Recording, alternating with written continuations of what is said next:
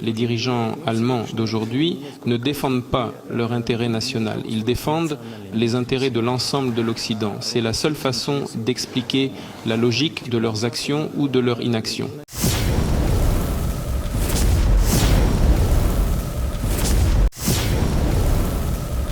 Qui a fait exploser le gazoduc Nord Stream? Vous, évidemment. J'étais pris ce jour-là. Je n'ai pas fait sauter Nord Stream.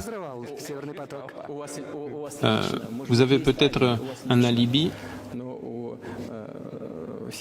mais la CIA n'en a pas.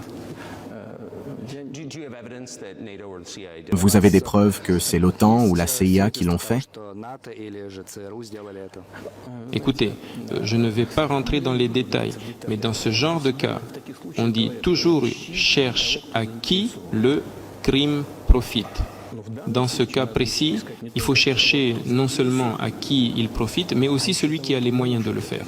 Parce qu'il peut y avoir beaucoup de gens intéressés, mais plonger au fond de la mer Baltique et réussir cette explosion, tout le monde n'en a pas les moyens. Ces deux facteurs doivent être considérés ensemble. À qui cela profite et qui en a les moyens.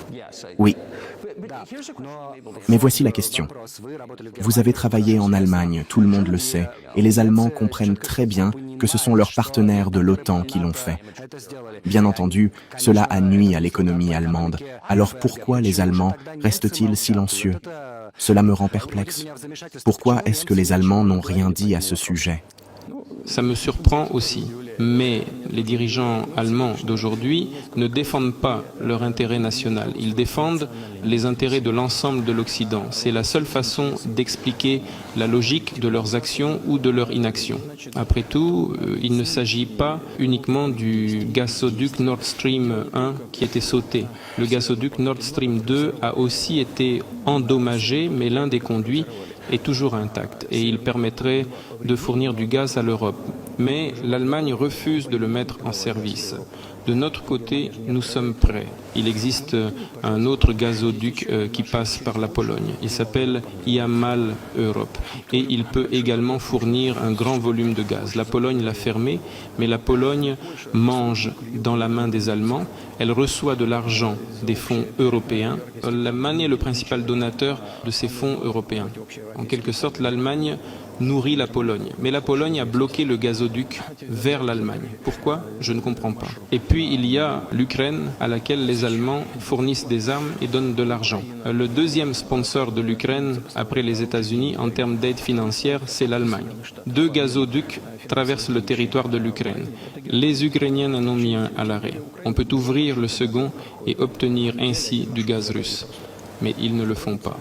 Pourquoi les Allemands ne disent-ils pas écoutez les gars, nous vous donnons de l'argent et des armes, ouvrez les vannes s'il vous plaît, laissez passer le gaz russe, nous achetons du gaz liquéfié en Europe à des prix exorbitants, ce qui réduit à zéro le niveau de notre compétitivité et de l'ensemble de l'économie.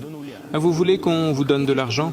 Laissez-nous vivre normalement, laissez notre économie générer de l'argent et on vous donnera de l'argent en retour. Non, ils ne le font pas. Pourquoi? Posez-leur la question.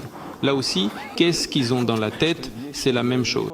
Le monde est peut-être en train de se diviser en 2 hémisphères, l'un avec de l'énergie bon marché et l'autre qui n'en a pas.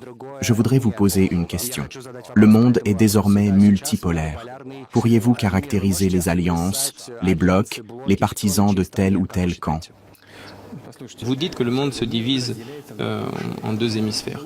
Le cerveau se divise en 2 hémisphères. L'un est responsable d'une certaine sphère d'activité, l'autre est plus créatif et ainsi de suite. Mais il s'agit quand même d'un seul cerveau. Le monde doit être uni, la sécurité doit être partagée et non conçue pour le milliard d'or. Ce n'est qu'à cette condition que le monde sera stable, durable et prévisible. Aussi longtemps que la tête est divisée en 2 parties, elle est malade, gravement malade.